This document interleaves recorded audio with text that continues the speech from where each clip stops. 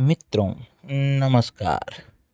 आज बात करेंगे देश की एक ऐसे सुपरस्टार की जिन्होंने एक साथ तकरीबन 70 फिल्में साइन की थी, लेकिन मौजूदा समय में इस सुपरस्टार को कोई पूछने तक के लिए तैयार नहीं है। हम बात कर रहे हैं बॉलीवुड के जाने-माने सुपरस्टार गोविंदा की। मौजूदा दौर में अगर कोई निर्माता निर्देशक इन पर पैसा लगाने से कतरा रहा है, गोविंदा वही है जिन्होंने 90 के दशक में ऐसा स्टारडम हासिल करके दिखाया जिसकी आशा हर कोई सुपरस्टार रखता है। गोविंदा 90 के दशक में ऐसे सुपरस्टार में से एक थे जिनके आज के खास फिसड्डी नजर आते हैं। गोविंदा मानो हिट होने की गारंटी हुआ करते थे और यही बड़ी वजह है कि तमाम निर्माता निर्देशक उन पर पैसा लगाने से बिल्कुल भी कतराते नहीं थे। 90 के दशक में गोविंदा अपने करियर के दौरान कई सारी ऐसी हिट फिल्में दी जिन फिल्मों की हमारी आज भी यादें को तरोताज़ा कर देती है, लेकिन मौजूदा समय में गोविंदा को कोई पूछने तक के लिए नहीं तैयार है। आखिर चलिए जानने की कोशिश करते हैं कि एक साथ 70 फिल्में साइन करने वाले गोविंदा कैसे बर्बाद हुए और क्यों आज उन्हें फिल्में मिलना बंद हो गई है। 80 के दौर में गोविंदा का आना बॉलीवुड फिल्म इंडस्ट्री में होता था क्योंकि उनके पिता अरुण कुमार आहूजा बॉलीवुड के जाने माने निर्माता निर्देशक थे। फिल्मों की मेकिंग के दौरान गोविंदा का पिता अरुण कुमार आहूजा को भारी नुकसान हुआ, जिसके चलते उनका बंगला तक बिक गया और गोविंदा की परवरिश काफ़ी मजबूरी में हुई। गोविंदा ने उसी दिन ठान लिया था कि वो आने वाले समय में जब भी उन्हें काम मिलेगा तो कभी भी आलस नहीं करेंगे और गोविंदा ने मेहनत करके भी दिखाया और गोविंदा की आर्थिक हालत बिल्कुल ठीक भी हो गई। 1985 में आई लव यू 86 के जरिए इन्होंने अपने अभिनय करियर की शुरुआत की और इस फिल्म के हिट हो जाने के बाद गोविंदा ने कभी पीछे मुड़कर नहीं देखा। देखा जाए तो गोविंदा बॉलीवुड इंडस्ट्री के ऐसे सुपरस्टार रहे हैं जिन्होंने अपने करियर में कई सारी ब्लॉकबस्टर फिल्में देकर बॉक्स ऑफिस पर तहलका मचा दिया। एक वक्त था जो सिर्फ और सिर्फ गोविंदा का ही राज बॉलीवुड इंडस्ट्री को देखने को मिलता था। उनके सामने कोई भी सुपरस्टार टिक नहीं सकता था।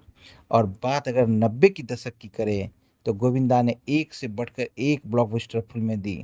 उनका हीरो नंबर वन, कूली नंबर वन, राजा बाबू, बड़े मियाँ छोटे मियाँ जैसे कई सारी ऐसी फिल्में रही जिन फिल्मों को हिट का दर्जा मिलना और इन फिल्मों के करने के बाद गोविंदा हीरो नंबर वन के नाम से भी काफ़ी ज़्यादा फेमस हो गए।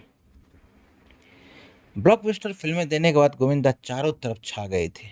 उनके आगे किसी और स्टार की फिल्में बॉक्स ऑफिस पर उस समय नहीं टिक पाती थी और यही वजह है कि उन्होंने एक साथ 70 फिल्में एक समय साइन की थी। ये एक ऐसा रिकॉर्ड है जिस रिकॉर्ड को आज तक कोई भी छू नहीं पाया है और गोविंदा का ये रिकॉर्ड तोड़ने की बात ही छोड़ दीजिए। गोविंदा ने अपने एक शानदार फिल्मी सफ़र के दौरान जहां काफ़ी नाम और शोहरत कमाया, वहीं दूसरी ओर कई सारी उन्होंने गलतियां भी की। मीडिया रिपोर्ट्स की माने तो बॉक्स ऑफिस पर राज करने के बाद गोविंदा का करियर 2000 के बाद ढलान पे आ गया और उन्हें फिल्मों में लीड की जगह सपोर्टिंग रोल मिलने लगे और फिल्में खास चल भी नहीं रही थी। गोविंदा की आखिरी सोलो हिट फिल्म की बात करें तो करीब 25 साल पहले उनकी फिल्म दुल्हे राजा आई थी और उसके बाद गोविंदा पिछले 25 सालों से एक सोलो हिट भी नहीं दे पाए हैं। उन्होंने ज़्यादातर मल्टी स्टारर फिल्में ही की है। जिन फिल्मों में ज़्यादातर गोविंदा को ऐसे सपोर्टिंग एक्टर के तौर पर ही काम करने को मिला है। 2010 के बाद उन्होंने रावण, किल दिल और कुछ अन्य फिल्में की। उनकी आखिरी रिलीज 2019 में रंगीला राजा आई थी, जो कि सुपर डुपर फ्लॉप साबित हुई। माना जा रहा था कि गोविंदा कॉमेडी के ऐसे बादशाह हैं जो कभी भी कॉमेडी में बिल्कुल भी फ्लॉप नहीं हो सकते। हालांकि ये फिल्म इतनी बड़ी डिजास्टर साबित हुई जिसके बाद गोविंदा की कोई भी फिल्म सिनेमाघरों में नहीं रिलीज हो पाई। अब गोविंदा को लेकर आप भी समझ सकते हैं कि गोविंदा वही सुपरस्टार थे जिन्होंने 90 के दशक में कई सारी हिट फिल्में दी, जिन फिल्मों को करने के बाद गोविंदा चारों तरफ छा गए थे। लेकिन गोविंदा अपने ही किए पर आज शर्मिंदा है। मालूम हो तो बताना चाहे, गोविंदा की बर्बादी के पीछे कई सारे कारण हैं, जिनमें सबसे पहला कारण उनका लेट लटपी होना था। पिछले वर्ष जब गोविंदा अपने करियर के पीक पे थे तो उनके पास ढेरों सारी फिल्मों के ऑफर थे और वो किसी भी निर्माता निर्देशक के बिल्कुल भी निराश नहीं करते थे। एक दिन में वो एक साथ तकरीबन 7 से 8 फिल्मों की शूटिंग किया करते थे।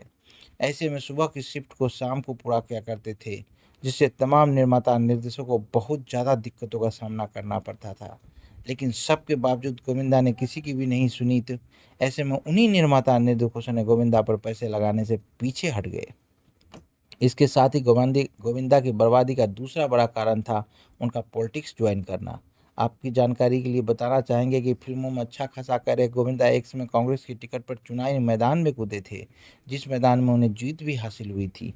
लेकिन राजनीति का स्वाद चखने के बाद उन्हें भी एहसास हुआ कि मेरे लिए राजनीति नहीं बनी है।